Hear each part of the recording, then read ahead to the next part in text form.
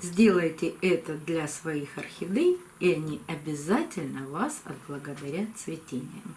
Тем более, что на подоконниках, там, где есть разница температур дневная и ночная, цветоносы они выпускают более активно.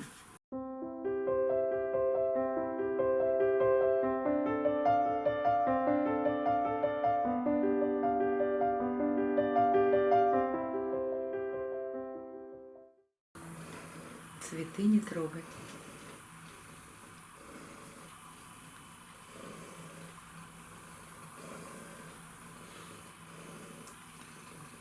Добрый день, друзья! У нас уже глубокая осень, но это совсем не означает, что дни стали намного прохладнее, чем в сентябре. У нас и сейчас до 20 градусов тепла. Но мы живем с вами в разных странах и в разных регионах. И если у нас еще теплая осень, то у кого-то уже холодная зима.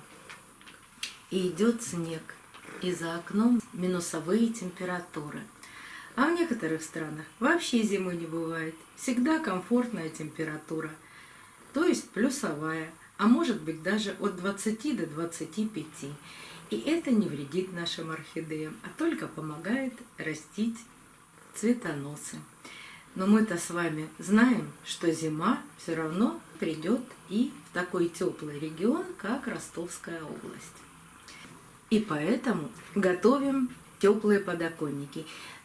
Года 3 назад я об этом рассказывала и показывала вам конструкцию очень подробно, почему и как мы делаем такие конструкции. Я не буду ее сейчас доставать и показывать.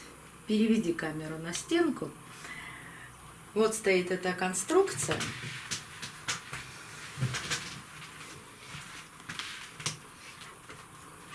И у этой конструкции, у этого подоконника сделаны ножки. То есть выглядит это на подоконнике вот так. Этой частью стоит к стеклу,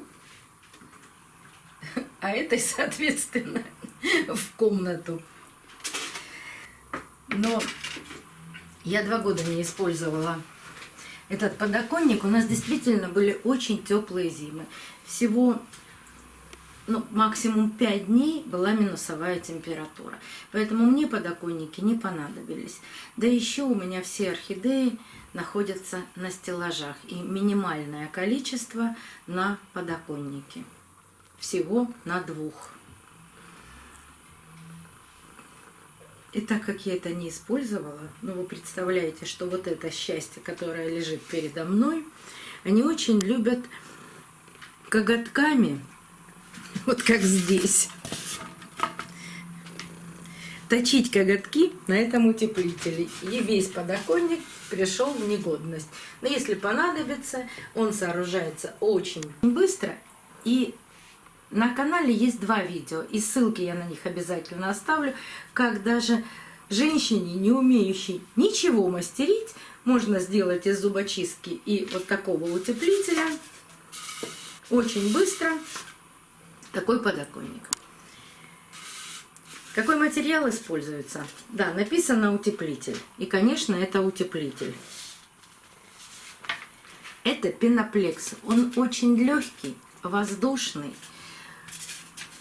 Раз коты могут, значит и я пропалю. Вот видите? Просто пальцем его можно даже сжать. Но конструкцию он держит хорошо. Как собрать конструкцию? Все, проходите, смотрите. Но самое главное, это 2-е видео.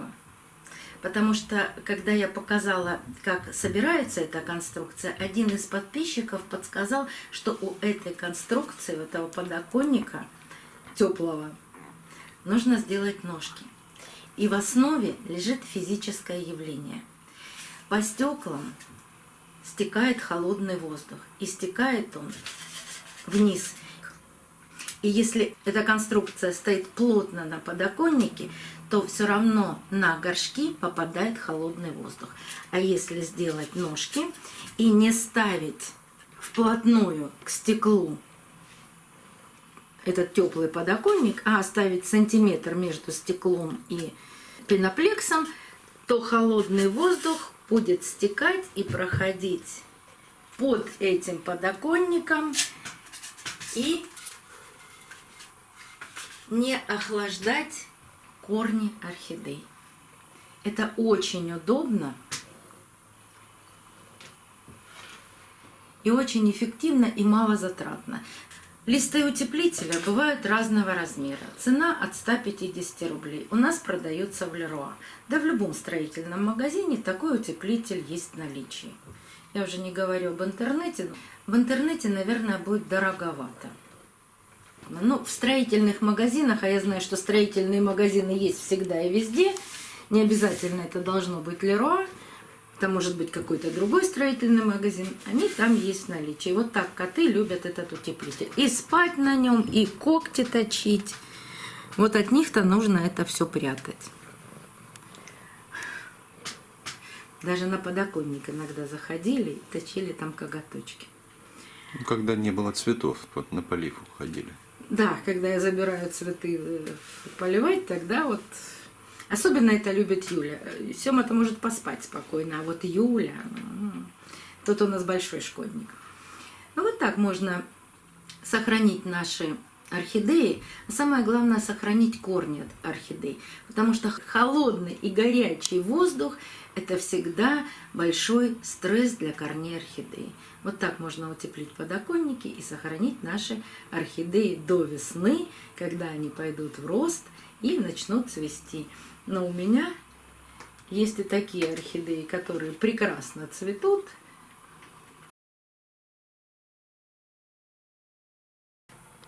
И сразу выпускают следующие цветоносы.